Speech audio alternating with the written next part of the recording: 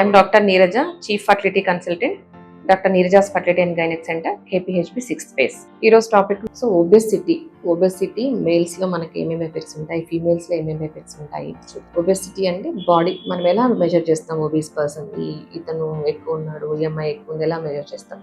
Nothing but body mass index. దీనికి ఏమంటే formula and weight by height square, weight in kgs by height meters లో. So height square is nothing but body mass index మనం calculate చేస్తాం. So దీన్ని బట్టి patients normal range లో ఉన్నారా, obese range లో ఉన్నారా, ఓవర్ వెయిట్ లో ఉన్నారా తెలుస్తుంది. నథింగ్ బట్ ఇండెక్స్ ఫ్యాట్ ఎంత ఉంది మనిషిలో, index of fat content in the body which reflects body mass index or obesity.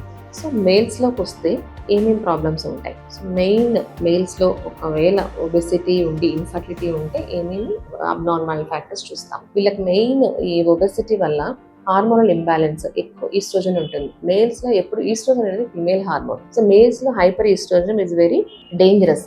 వీళ్ళకి హైపర్ ఈస్ట్రోజనిజంతో పాటు ఆండ్రోజెన్స్, సో ఉండాల్సిన మేల్ హార్మోన్ తక్కువ ఉంటాయి. సో వీటి వల్ల ఈ హార్మోనల్ ఇంబ్యాలెన్స్, హార్మోనల్ ఈ మెలు సరిగా లేకపోవడం వల్ల, అండ్ ఇంకొకటి ఏంటంటే ఒబెసిటీ వాళ్ళకి హై బాడీ టెంపరేచర్స్ వల్ల ఆటోమేటిక్ గా స్క్రోటల్ టెంపరేచర్స్ పెరగడం. సో స్క్రోటం అంటే nothing but sperm production. So వీటి వల్ల స్పర్మ్ పారామీటర్స్ అనేది దెబ్బతినే అవకాశం ఉంటుంది. లైక్ కౌంట్ తగ్గడము, మొటిలిటీ తగ్గడము, అబ్నార్మల్ స్పర్మ్స్ అంటే స్పర్మ్స్ కూడా almost stress induced, oxidised stress చాలా ఉంటుంది.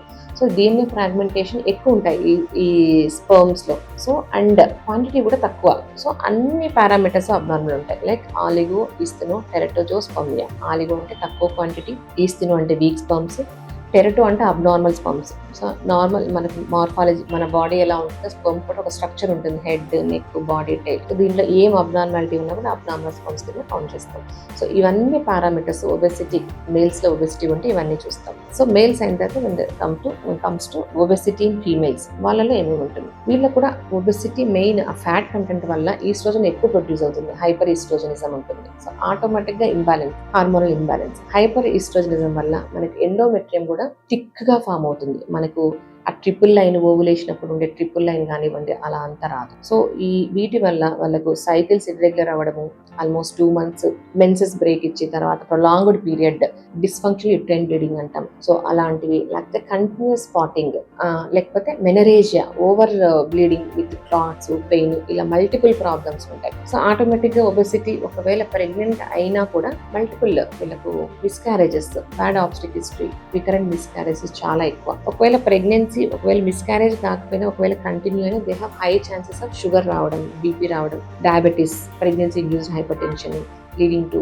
ఎక్లాంప్సియా, అండ్ ప్రిమెచ్యూర్ డెలివరీస్, ముందే డెలివరీ అయిపోవడము. ఒక్కొక్కసారి వీళ్ళకి ఆ ఒబెసిటీ వల్ల, ఆ సెంట్రల్ ఒబెసిటీ వల్ల సర్వైకల్ ఇన్కాంపిటెన్స్, మనకు గర్భసంచి మూతి అంటాం కదా, సర్వీక్స్ ముందే ఓపెన్ అయిపోయి and preterm deliveries very very common. జనరల్గా ఎప్పుడు ఒబెసిటీ, పీసీఓడి అసోసియేటెడ్ ఉంటాయి. సో ఒబెసిటీ, పీసీఓడి వీటి వల్ల దే హ్యావ్ ఇన్ఫర్టిలిటీ. అండ్ వీటికి ఏమవుతుందంటే ఎగ్ ఏదైతే ప్రొడ్యూస్ అవుతుందో ఎగ్ క్వాలిటీ సరిగా ఉండదు. ఒకవేళ వీళ్ళు ఐవీఎఫ్ కి వెళ్ళినా కూడా they have defective implantation, layer సరిగా లేకపోవడం వల్ల ఎండోమెట్రియం లెవెల్లో కూడా ప్రాబ్లం ఉంటుంది. Thank you.